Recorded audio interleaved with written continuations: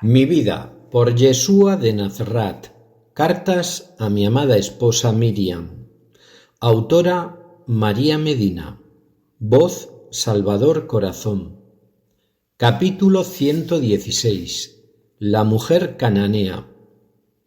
Mi trabajo primordialmente estaba pensado para ser llevado a cabo primero entre la gente de nuestras creencias hebreas, aunque yo nunca seguí esta regla a rajatabla, porque sané a personas que no eran judíos, o samaritanos, o galileos, porque para mí todos eran iguales, todos eran merecedores de ser ayudados y necesitaban recibir esa ayuda material o espiritual. Aunque nunca hacía distinciones entre unos y otros, entre unas razas y otras razas, pero sí exigía la creencia en un Dios único, porque yo sanaba en su nombre, con el poder que él me otorgaba, y eso era algo que tenía que quedar muy claro y comprendido por todos los que se acercasen a mí a pedir ayuda, aunque fueran de diferentes nacionalidades. Solo exigía esta convicción. Tenía que demostrar a todo el que sanaba y a todos los que asistían al suceso que yo sanaba en nombre del Padre, exclusivamente por el poder que él me había conferido. No quería por ningún motivo que creyeran que mi facultad de sanar era concedida por algunos de los dioses de piedra o barro a los que veneraban muchas personas de los pueblos que nos rodeaban, y en efecto había muchos que tenían estas convicciones y creían en sus dioses. Ni siquiera habían tenido la oportunidad de conocer otras diferentes. Yo tampoco quería ser tomado como uno de los muchos magos que había en los pueblos que creían en todos aquellos diferentes dioses y que se dedicaban a hacer toda clase de conjuros y actuaciones totalmente alejadas de lo que es la luz del Padre.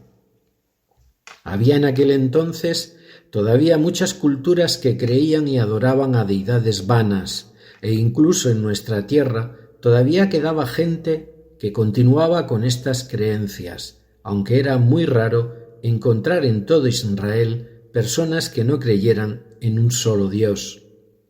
En los países cercanos y no tan cercanos, los hombres que continuaban con estas ancestrales creencias no se negaban a aceptar al Padre por convicción, sino por desconocimiento, porque a sus líderes religiosos o políticos no les interesaba perder, como siempre, su poder y control y mayor sometimiento sobre el pueblo. Este era el caso de la mayoría de las naciones que nos rodeaban, como Fenicia, que mantenían sus antiquísimas creencias e incluso practicaban estas religiones con sus rituales, con sacrificios inaceptables, carentes de amor y de verdad. Todavía seguían muy perdidos y hubo de ser necesario mucho trabajo para comenzar a acercarles a la verdad de la existencia de un solo Dios, un único ser divino invisible, el que no necesitaba de ninguna presentación fabricada por la mano del hombre, quien impregnaba toda la creación con su luz y su aliento de vida, un único Padre que amaba a sus hijos y les concedía toda clase de ayudas y favores. En este sentido, a excepción de nuestro pueblo, aunque estuviese diseminado por todo el mundo, el resto de culturas no profesaban esta creencia en un solo Dios, como os digo, sino en muchos ídolos representados en estatuas de piedra o barro, y la diferencia con nuestra fe era abismal. Este fue el caso de una mujer de Tiro, ciudad en la que nos encontrábamos en aquellos días, muy conocida y utilizada por muchos de nosotros, por el pueblo de Israel, por ser centro comercial y marítimo, y ser la puerta al mar grande para nuestros viajes más lejanos. Continuaban allí habitando comunidades de judíos, que desde la primera diáspora siglos atrás habían arraigado en aquel país, pero que seguían manteniendo nuestras creencias y tradiciones hebreas, lo mismo que sucedía en las demás naciones de nuestro entorno. Sin embargo, allí, en Fenicia, La mayor parte de la población no era creyente en un solo Dios, sino que se mantenían en su ignorancia y seguían teniendo estas pobres creencias. Uno de los días en los que paseábamos por las calles de la ciudad, una mujer que había oído hablar de mí, a la que habían contado los prodigios que yo realizaba, que había ido incluso a escucharme cuando hablaba a las congregaciones judías, comenzó a seguirnos. Al principio solo nos seguía discretamente, pero llegó un momento en el que comenzó a llamarme para que la atendiera. Continuamos con nuestro paseo, esperando que se cansara y volviera a su casa. Pero no fue así, y la pobrecilla seguía y seguía detrás de mí, ya incluso gritando desesperada para que le prestase atención. Vosotros, los que veníais conmigo, me dijisteis que la despidiera, que la hiciera callar, que estaba molestando e incluso provocando una alteración entre las personas de la ciudad, y finalmente me decidí a atenderla.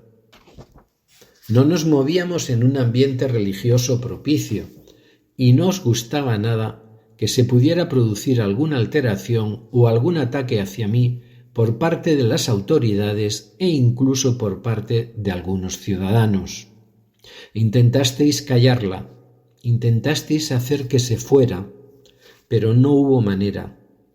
Me suplicó que le ayudara, que su hija estaba muy enferma y que ella sabía que yo podía curarla. Lo había visto y creía en mí. A esto le contesté que yo solo había venido para los hijos de Israel. Ella no cedió, insistió, y hablándome con una tristeza enorme en su corazón y con una inmensa petición de piedad, me respondió que sí, que yo tenía razón, pero que incluso los perros comían de las migas del pan que sobraba en las mesas y que sus amos les arrojaban. Me dijo que ella entendía que no era digna de recibir el mismo trato que el pueblo judío, pero que tuviera compasión de ella y le hiciera el don y la gracia por mi parte, aunque los perrillos, como decía saber, también tenían derecho a recibir lo que los amos ya no necesitaban, porque sabía que mi comprensión y mi amor le iban a ayudar. Me dijo que los amos no dejaban abandonados a sus perros. Me suplicaba que yo no la dejara abandonada tampoco a ella. Lo que más demostró aquella mujer fue la humildad y la confianza en mi misericordia. Yo había leído en su alma su fe en mí, había visto su corazón puro y su integridad y accedí a su deseo. Su hija quedó sanada. Y oré al Padre para que pronto todos aquellos pobres seres que todavía vivían sumidos en la más grande de las ignorancias comenzasen a creer en Él, encontraran la esencia de su conocimiento, finalizaran aquellas vanas creencias que arrastraban, descubrieran su amor y empezaran a abrir sus almas a la luz, a ese amor y a la paz en toda la tierra. Aunque todo lo que yo pedía sucedería con el tiempo, después de mi marcha, gracias al trabajo de todos vosotros, que dedicasteis vuestras vidas a difundir la verdad entre pueblos no judíos e incluso no creyentes en un solo Dios. Y gracias también al trabajo de todos cuantos continuaron nuestra obra y nuestra palabra. Con todo mi amor, Yeshua.